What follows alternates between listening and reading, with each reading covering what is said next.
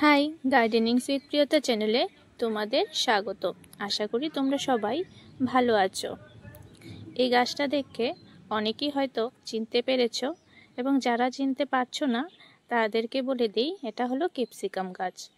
তো আজকে আমি তোমাদের সঙ্গে শেয়ার করব কিভাবে ক্যাপসিকাম গাছকে ছোট থেকে ভালো করে পরিচর্যা করলে ভালো রকমের ফলন পাওয়া যায় এবং গাছে প্রচুর পরিমাণে ফুল আসে।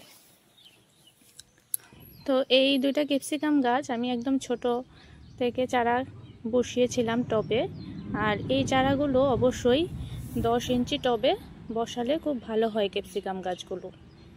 তো আমিও এখানে 10 ইঞ্চি টবে বসিয়েছি। তারপর মাটি যেভাবে আমি তৈরি করেছি, আমি 30% নিয়েছি বালি এবং 40% নিয়েছি গার্ডেনিং সয়েল আর 30% নিয়েছি গোবর সার। আর গোবর সার দেওয়ার ক্ষেত্রে আপনারা একটা জিনিস মনে রাখবেন যে 1 বছরের পুরনো গোবর সার হলে ভালো হয়। ভালো করে রোদে শুকিয়ে যদি ডাস্ট করে দিতে পারেন মাটির সঙ্গে মিক্সড করে, তাহলে খুব ভালো হয়। তো এইভাবে আমি গাছটাকে বসিয়েছিলাম। তো বসানোর মোটামুটি আমার এখানে 10-15 দিন হয়ে যাবে। তো গাছটাকে আমি একটু পিঞ্চিং করে দিচ্ছি।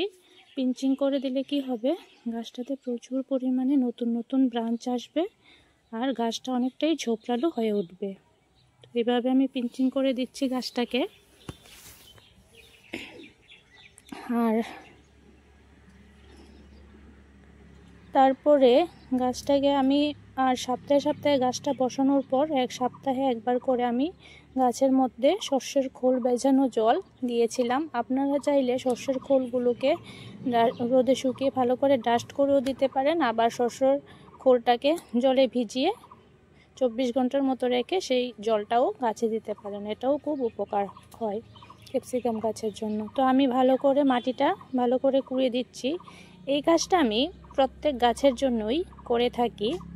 এতে করে কি হয়, মাটিগুলো অনেকটাই ঝুরঝুরে থাকে এবং গাছে বায়ু চলাচল, মাটির মধ্যে বায়ু চলাচলটা খুব ভালো হয়। উপরের মাটিগুলো নিচে যায় আর নিচের মাটিগুলো উপরে আসে, এতে খুব ভালো হয় গাছের জন্য আর কি। তো আমি ভালো করে মাটিটা কুড়ে আজকে গাছের মধ্যে কয়েকটা খাবার দেব। তো সেই জন্য ভালো করে মাটিটা একটু সাইড করে নিচ্ছি খাবারগুলো দেওয়ার জন্য। তো প্রথমে যেটা আমি নিয়েছি সেটা হলো, এই দেখো, কয়েকটা 5 গ্রামের মতো আমি নিয়েছি ডিএপির দানা। প্রত্যেকটা গাছে আমি দেব এরকম 5 গ্রাম করে। তো আপনারা যখন ডিএপি দেবেন তখন খেয়াল রাখবেন যাতে এইভাবে সাইড করে দেওয়ার চেষ্টা করবেন, যাতে গাছের গোড়ায় না চলে আসে। তো ডিএপি গাছের গ্রোথ এবং ডেভেলপমেন্টের জন্য খুবই ভালো। তো এইভাবে কুড়ে আমি সাইড করে এগুলোকে দিয়ে দিচ্ছি। তারপর দ্বিতীয় যেটা দিচ্ছি সেটা হলো ইউরিয়া গাছকে কাণ্ডকে মজবুত করে এবং গাছকে সবুজ রাখে, গাছের বৃদ্ধিতে সাহায্য করে। তো ইউরিয়াও আমি নিয়েছি এরকম 5 গ্রামের মতো। ভালো করে সাইড করে দিয়ে দিচ্ছি যাতে গাছের গোড়ায় এইগুলো না চলে আসে। তো আপনারাও যে কোনো গাছে যখন সার প্রয়োগ করবেন চেষ্টা করবেন যাতে গাছের থেকে মোটামুটি দূরত্ব বজায় রেখে সারগুলো দেওয়ার। দিয়ে আমি ভালো করে মাটি চাপা দিয়ে দিচ্ছি এগুলোর মধ্যে।